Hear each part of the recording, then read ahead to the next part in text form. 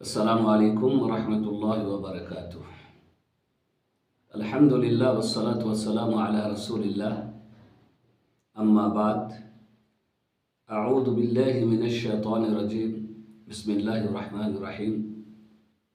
সুপ্রিয় দর্শক, আজকে আমাদের পঞ্চদশ পর্ব, ইসলামী জীবনধারার আজকে পঞ্চদশ পর্ব। আজকের পর্বের আলোচনার বিষয় মুসলিমদের পারস্পরিক অধিকার, মুসলিমদের পারস্পরিক একে অপরকে সম্মান করা, আদব করা। যার কিছু কথা গত পূর্বে হয়েছে, তার অবশিষ্ট কিছু অংশ আরও আছে, যেগুলি আজকে আমরা আলোচনা করব ইনশাআল্লাহ তাআলা। 11 নম্বরে বলা হয় যে কোনো মুসলিমের জন্য জায়েজ নয় যে সে তার অন্য মুসলিম ভাইয়ের থেকে সম্পর্ক ছিন্ন রাখবে, কথা বলা বন্ধ রাখবে 3 দিনের বেশি। কোনো কিছু হলে 3 দিন পর্যন্ত সে দূরে আছে একে অপর থেকে, 3 দিন পর্যন্ত তার সাথে কথা বলে না। কিন্তু 3 দিনের বেশি একে অপর থেকে সম্পর্ক ছিন্ন রাখা, কথা বলা থেকে বিরত থাকা, এটা জায়েজ নয়। রাসূল করিম সাল্লাল্লাহু আলাইহি ওয়াসাল্লাম বলেছেন বুখারী এবং মুসলিম শরীফের হাদিসে, লা ইয়াহিল্লু লিমুসলিমিন আন ইয়াহজুরা আখাহু ফাওকা সালাস ইয়ালতাকিআনি ফায়া'বুদু হাদা ওয়া ইয়া'বুদু হাদা ওয়া খায়রুহুমা আল্লাযী ইয়াবদাউ বিসসালাম। কোনো মুসলিমের জন্য জায়েজ নয় যে সে তার অপর মুসলিম ভাইকে 3 দিনের বেশি ছিন্ন রাখবে কথা বলা থেকে, এবং তার থেকে সম্পর্ক ছিন্ন রাখবে। তারা একে অপরের সাথে সাক্ষাৎ করে, তখন ও এর থেকে মুখ ফিরিয়ে নেয় আর এ ওর থেকে মুখ ফিরিয়ে নেয়, আর এদের মধ্যে সেই হচ্ছে উত্তম যে সর্বপ্রথম আগে সালাম করে। যে আগে বেড়ে সালাম করবে সেই হচ্ছে এদের মধ্যে সব থেকে উত্তম। অনুরূপভাবে মুসলিম শরীফের হাদিসে রাসূল করিম সাল্লাল্লাহু আলাইহি ওয়াসাল্লাম বলেছেন, ওয়ালা তাদাবারু ওয়া কুনু ইবাদাল্লাহি ইখওয়ানা। একে অপর থেকে তোমরা মুখ ফিরিয়ে নিও না, একে অপর থেকে তোমরা সরে যেও না, একে অপর থেকে তোমরা মুখ ফিরিয়ে নিও না।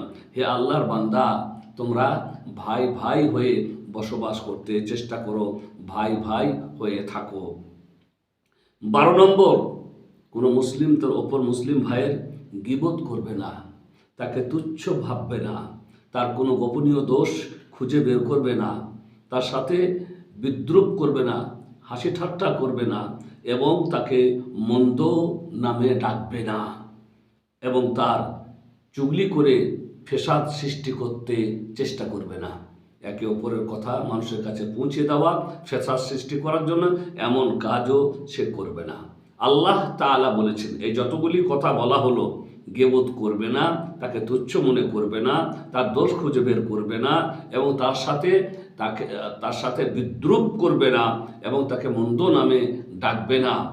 এসব কথার দলিল মহান আল্লাহ রাব্বুল আলামিন বলেছেন, ইয়া আইয়ুহাল্লাযীনা আমানু ইজতানিবু কাসীরাম মিনাদ-দন্নি ইন্না বা'দাদ-দন্নি ইসম ওয়া লা তাজাসসাসু ওয়া লা ইয়াগতাব বা'দুকুম বা'দা আইয়ুহিব্বু আহাদুকুম আন ইয়াকুলা লাহমা আখিহি মাইতা ফাকারিহতুমু। হে ঈমানদারগণ, তোমরা বেশি ধারণা করা থেকে, হে ঈমানদারগণ, তোমরা খুব বেশি ধারণা করা থেকে বিরত থাকবে। কারণ অনেক ধারণা এমন আছে যা গুনাহ হয়ে যায়, এবং তোমরা একে অপরের দোষ খোঁজাখুঁজি করবে না। ওয়ালা ইয়াগতাব বা'দুকুম বা'দা, আর তোমরা একে অপরের গীবত করবে না। আচ্ছা বলো, তোমাদের মধ্যে কি কেউ এমন আছে যে সে তার মরা ভাইয়ের গোশত খেতে পছন্দ করবে? ফাকারিহতুমু, তোমরা এটা কখনোই পছন্দ করবে না, এটা তোমরা অপছন্দ করবে। অনুরূপভাবে আল্লাহ তাআলা আরও বলেছেন, ইয়া আইয়ুহাল্লাযীনা আমানু লা ইয়াসখার কওমুন মিন কওমিন আসা আন ইয়াকুনা খায়রাম মিনহুম ওয়ালা নিসাউম মিন নিসাইন আসা আন ইয়াকুন্না খায়রাম মিনহুন ওয়ালা তালামাজু আনফুসাকুম ওয়ালা তানাবাজু বিল আলকাব বি'সাল ইসমুল ফুসুক বা'দাল ঈমান ওয়া মান লাম ইয়াতুব ফাউলাইকা হুমুজ জালিমুন। হে ঈমানদারগণ, তোমাদের মধ্যে কেউ কারো যেন সাথে ঠাট্টা এবং তার সাথে যেন বিদ্রুপ না করে। হতে পারে তুমি যাকে নিয়ে ঠাট্টা করছো, যাকে নিয়ে বিদ্রুপ করছো, সে তোমার থেকে আরও বেশি। কোনো সম্প্রদায় যেন কোনো সম্প্রদায়কে নিয়ে ঠাট্টা বিদ্রুপ না করে, কারণ যাদেরকে নিয়ে ঠাট্টা বিদ্রুপ করা হচ্ছে হতে পারে তারা ওদের থেকে উত্তম যারা ঠাট্টা বিদ্রুপ করছে। অনুরূপভাবে কোনো মহিলা অন্য কোনো মহিলাকে নিয়ে যেন ঠাট্টা বিদ্রুপ না করে। হতে পারে যে মহিলা ঠাট্টা বিদ্রুপ করছে, যাকে নিয়ে ঠাট্টা বিদ্রুপ করছে, সে তার থেকে আরো উত্তম হতে পারে। এবং ওয়ালা তালমাজু আনফুসাকুম, এবং তোমরা একে অপরকে দোষারোপ করবে না। ওয়ালা তানাবাজু বিল আলকাব, এবং তোমরা একে অপরকে মন্দ সম্বন্ধ নিয়ে মন্দ ডাকবে না। মন্দ নামে তোমরা একে অপরকে ডাকবে না। বেসাল ইসমুল ফুসুক বাদাল ঈমান, কারণ কাউকে মন্দ নামে ডাকা ঈমান আনার পরে কাউকে মন্দ নামে ডাকা এটা হচ্ছে গর্হিত কাজ, এটা অন্যায় কাজ, এমন কাজ করা ঠিক নয়। ওমাল্লাম ইয়াতুব, যে তওবা করবে না, আমার কারো দ্বারাই যদি এমন কিছু হয়ে যায় তারপরেও যদি সে তওবা না করে, ফাউলাইকা হুমুজ যালিমুন, তাহলে তারা হবে জালেম, তারা হবে অত্যাচারী। অনুরূপভাবে রাসূল কারীম সাল্লাল্লাহু আলাইহি ওয়াসাল্লাম গীবতের কথা তুলে ধরে বলেছেন, আতাদরুনা মাল গীবা, তোমরা কি জানো গীবত কাকে বলে? কালু আল্লাহ ওয়া রাসূলুহু আ'লাম, সাহাবাগণ উত্তরে বললেন, আল্লাহ এবং আল্লাহ রসুল সর্বাধিক জ্ঞাত, তিনি আল্লাহ এবং আল্লাহ রসুলই ভালো জানেন। তখন আল্লাহ রসুল সাল্লাল্লাহু আলাইহি ওয়াসাল্লাম বললেন গীবতের সংজ্ঞা, যিকরুকা আখাকা বিমা আকরাহ, গীবত হলো তোমার ভাইয়ের এমন প্রসঙ্গ তুলে ধরা যেটা সে অপছন্দ করে। কিল আরাইতা ইন কানা ফি আখিহি মা আকুল, হে আল্লাহ রসুল, আমি যে প্রসঙ্গটা তুলে ধরেছি, আমার ভাইয়ের ব্যাপারে যেটা আমি বলছি, সেটা যদি আমার ভাইয়ের মধ্যে আসলেই থাকে তাহলেও কি গীবত হবে? তখন রাসূল কারীম সাল্লাল্লাহু আলাইহি সাল্লাম বললেন, ইন কানা ফিহি মা তাকুল ফাকাদ ইকতাবাতাহু, যদি ওই দোষটা তার মধ্যে থাকে যেটা তুমি বলছো, তবেই তো তুমি গীবত করলে। ওয়া ইল্লাম ইয়াকুন ফিহি মা তাকুল ফাকাদ বাহাত্তাহু, আর ওই দোষটা যদি ওর মধ্যে না থাকে, যে দোষের কথা তুমি বলছো, তাহলে তুমি মিথ্যা অপবাদ দিলে। হাদিস বর্ণিত হয়েছে মুসলিম শরীফে। তো মোট কথা হচ্ছে, এখানে গীবত থেকে সতর্ক করেছেন রাসূল কারীম সাল্লাল্লাহু আলাইহি ওয়াসাল্লাম। এমন দোষের কথাও যদি তুলে ধরা হয় যে দোষটা তার মধ্যে আছে, তবে সেটা গীবত হবে। আর যে দোষ তার মধ্যে নয়, সেই দোষ যদি তুলে ধরি, তাহলে সেটা মিথ্যা অপবাদ দেওয়া হবে। রাসূল কারীম সাল্লাল্লাহু আলাইহি ওয়াসাল্লাম বিদায়ী হজের ভাষণে অনেক কথাই বলেছিলেন। বিদায়ী হজের ভাষণে রাসূল কারীম সাল্লাল্লাহু আলাইহি সাল্লাম অনেক কথাই বলেছিলেন। তার মধ্যে কথা ছিল, ইন্না দিমাআকুম ওয়া আমওয়ালাকুম ওয়া আরাদাকুম আলাইকুম হারামুন আলাইকুম, শোনো, তোমাদের রক্ত, তোমাদের মালধন, তোমাদের মান সম্ভ্রম একে অপরের জন্য হারাম। মানে আমি আপনার মালের ওপরে আক্রমণ করতে পারি না, আমি আপনার মান সম্ভ্রমের ওপরে আক্রমণ করতে পারি না, আমি আপনার জানের ওপরে আক্রমণ করতে পারি না। তাই বললেন, তোমাদের জান, তোমাদের মাল, তোমাদের মান সম্ভ্রম একে অপরের জন্য হারাম। কেউ কারো মান সম্ভ্রম নিয়ে, কেউ কারো মাল নিয়ে এবং কেউ কারো জান নিয়ে কখনোই খেলা করতে পারে না। এ ব্যাপারে সতর্ক করে গেলেন নবী মুহাম্মদ রাসূলুল্লাহ সাল্লাল্লাহু আলাইহি ওয়াসাল্লাম। তিনি আরো বললেন, লা ইয়াদখুলুল জান্নাতা কাত্তাত, বুখারী মুসলিমের হাদিস, চুগলখোর কখনো জান্নাতে প্রবেশ করবে না।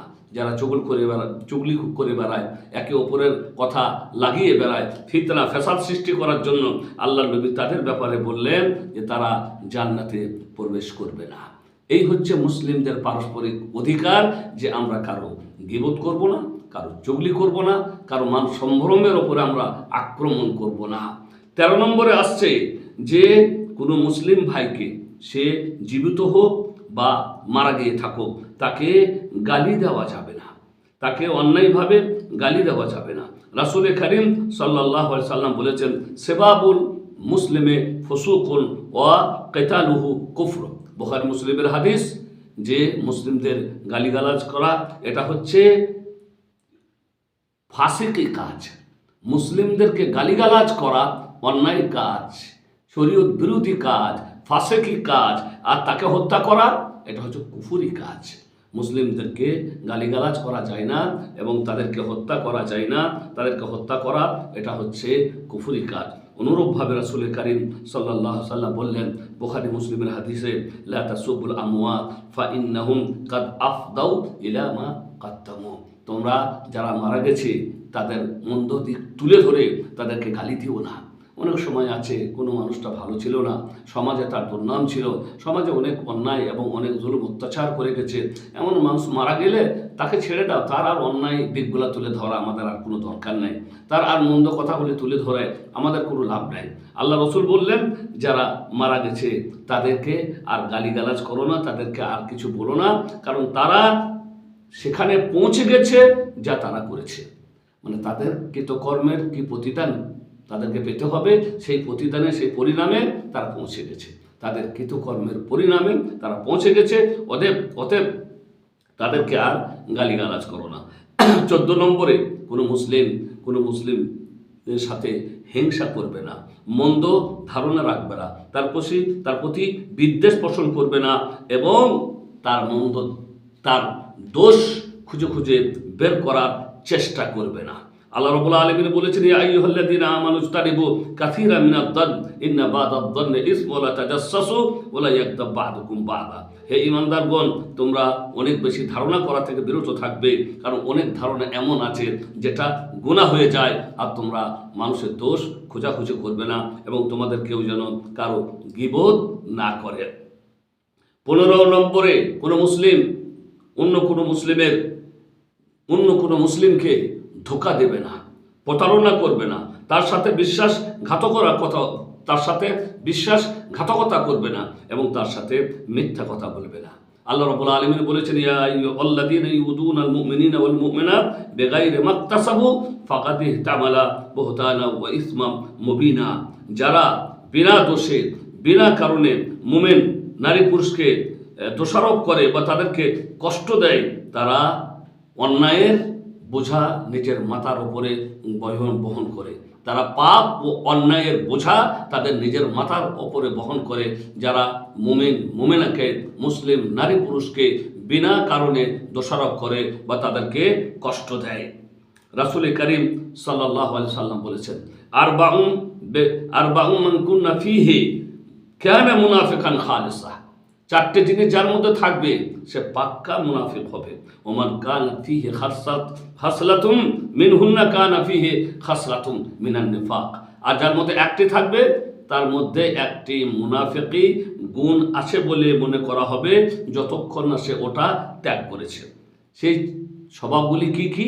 যে স্বভাবগুলি থাকলে পাক্কা মুনাফিক হয়, আল্লাহ রসুল বললেন, ইদা তুমিনা খান, আমানত রাখা হলে আমানতের খেয়ানত করবে। ওয়া ইদা হাদ্দাসা কাযাব, আর যখন কথা বললে মিথ্যা কথা বলে মানুষের সাথে। ওয়া ইদা আহাদা গাদার, ওয়াদা চুক্তি করলে ভঙ্গ করে। ওয়া ইদা খাসামা ফাজার, আর ঝগড়া যখন হয় তখন অশ্লীল ভাষা ব্যবহার করে। মানুষের একে অপরের সাথে কোনো কারণে ঝগড়া হতেই পারে, কিন্তু ঝগড়ার মধ্যেও ভদ্রতা থাকবে, ভদ্র ভাষা থাকবে, অশ্লীল এবং চুয়ার হলে চলবে না। আমরা অনেক সময় ঝগড়ার সময় নিজের সীমা ছাড়িয়ে এমন ভাষা ব্যবহার করি যা বলার নেই। তো অশ্লীল ভাষা এবং অসভ্য ভাষা ব্যবহার করা যাবে না। 16 নম্বরে রাসূল করিম সাল্লাল্লাহু আলাইহি সাল্লাম মুসলিমদের পারস্পরিক অধিকার কথা বলতে গিয়ে বলেছেন বা শিক্ষা দিয়েছেন যে একজন মুসলিম একজন অপর মুসলিমের জন্য সুন্দর চরিত্র পেশ করবে এবং তার দ্বারা যেন কোনো কষ্ট না হয় সেদিকে সে লক্ষ্য করবে, তাকে কষ্ট দেওয়া থেকে বিরত থাকবে। তার সাথে যখন দেখা হবে তখন হাসি মুখে তার সাথে দেখা করবে। সে কোনো অনুগ্রহ করলে তার অনুগ্রহকে স্বীকার করবে এবং কোনো দোষ হয়ে গেলে তার দোষকে মাফ করে দেবে এবং তাকে এমন কোনো কিছু করতে বাধ্য করবে না যেটা তার সাধ্যের বাইরে। রাসূল করিম সাল্লাল্লাহু আলাইহি সাল্লাম বলেছেন, ইত্তাকিল্লাহ হাইসুমা কুন্ত, ইত্তাকিল্লাহ হাইসুমা কুন্ত ওয়া আতবি'স সাইয়্যাতাল হাসানা খালিকিন নাসা বিখুলুকিন হাসান। তিরমিজি শরীফের হাদিস। তোমরা যেখানেই থাকো না কেন আল্লাহকে ভয় করো এবং মন্দ কাজ হয়ে গেলে সঙ্গে সঙ্গে ভালো কাজ করো। এই ভালো কাজ মন্দ কাজকে দূর করে দেয় এবং মানুষের সাথে উত্তম চরিত্র পেশ করো। উত্তমভাবে মানুষের সাথে ওঠা বসা করো। 17 নম্বরে বলা হয়েছে যে বড় হলে সেই বয়োজ্যেষ্ঠ বড়দেরকে সম্মান করবে। একজন মুসলিম তার অপর একজন মুসলিম ভাইকে, যে তার থেকে বয়সে বড় বয়োজ্যেষ্ঠ, তার কি করবে? সম্মান করবে, তার জন্য রহমতের দোয়া করবে। ছোট হলে তার জন্য স্নেহ, তার প্রতি স্নেহ করবে। ছোটদের প্রতি স্নেহ, দয়া, মায়া, মমতা, আর বড়দের প্রতি সম্মান এবং তাদের প্রতি চরম আদব বজায় রাখবে। আল্লাহ রাসূল সাল্লাল্লাহু আলাইহি ওয়াসাল্লাম বলেছেন, লাইসা মিন্না মান লাম ইউআক্কির কাবীরানা ওয়া ইয়ারহাম সাগীরানা। সে আমাদের দলভুক্ত নয়, সে আমার উম্মতের অন্তর্ভুক্ত নয়, যে বড়দের সম্মান করে না এবং ছোটদের প্রতি দয়া প্রদর্শন করে না। ওয়াসাল্লাল্লাহু আলা নবিয়িনা মুহাম্মদ ওয়া আলা আলিহি ওয়া সাহবিহি আজমাইন। আসসালামু আলাইকুম ওয়া রাহমাতুল্লাহি ওয়া বারাকাতুহু।